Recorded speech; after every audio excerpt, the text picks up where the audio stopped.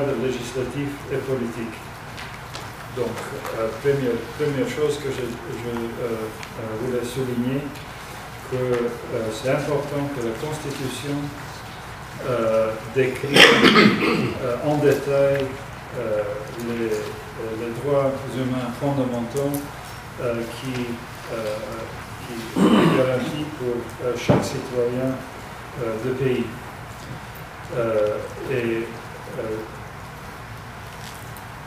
C'est important que la Constitution spécifie que la provision que les traités internationaux où la Tunisie fait partie des pays adhérents,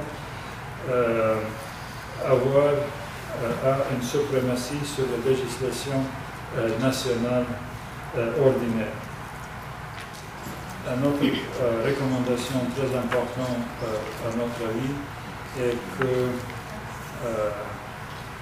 diffamation doit être décriminalisée. Et dans les années dures, avant de la Révolution, j'ai commencé de comprendre très bien les difficultés pour les médias, les difficultés pour l'information et la communication, les blocages de l'Internet, le monopole effectif sur les médias audiovisuels, le rôle des médias privés qui ne sont pas vraiment privés mais très proches au régime, et aussi les conditions des journalistes indépendantes qui sont harcelés à beaucoup de problèmes. Mais qu'est-ce que c'est le résultat de cette révolution? Effectivement, cette étude fait une comparaison entre les années avant et la situation aujourd'hui. Et on peut dire qu'on trouve beaucoup d'améliorations dans la situation, mais aussi, bien sûr, beaucoup de défis. Donc, parce que nous avons, comme Mehdi a dit, examiner le système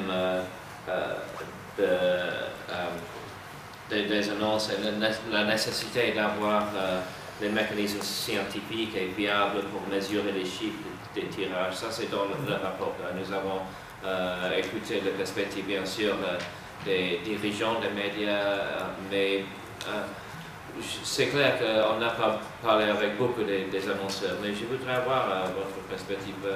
S'il y a une autre chose qu'on doit proposer qui n'est pas là, ça nous intéresse. Mais effectivement, nous avons considéré la question des annonces. Dans ce dernier chapitre, le 4e, on a examiné les organismes nationaux et internationaux qui ont contribué à la réalisation des sessions de formation en Tunisie après le 14 janvier 2011. Quand je parle des organismes nationaux, il s'agit essentiellement du CAPGC pour la formation continue et de l'IPSI pour la formation de base des journalistes. UNESCO, pour l'occasion qui m'a été offerte de participer à ce travail. C'est un travail franchement exaltant et instructif pour moi. Un travail qui a demandé beaucoup de rigueur et beaucoup de persévérance, parce qu'il fallait compiler beaucoup de documentation. Il fallait aussi s'entretenir avec les personnes directement concernées. Comme a dit Steve, nous avons été en contact avec une centaine de personnes, des journalistes, des experts, des universitaires, des officiels et tout. Et c'est un travail, comme a dit Mehdi, c'est presque une étude pilote pour la région du monde arabe. Et c'est à la lumière des résultats de cette étude que des conclusions seront tirées pour améliorer les indicateurs de développement des médias. Parce que quand je dis que ce travail-là est un travail exaltant, c'est qu'il est basé sur un cadre très contraignant. Les indicateurs de développement, c'est un cadre très contraignant qui exclut presque toute subjectivité.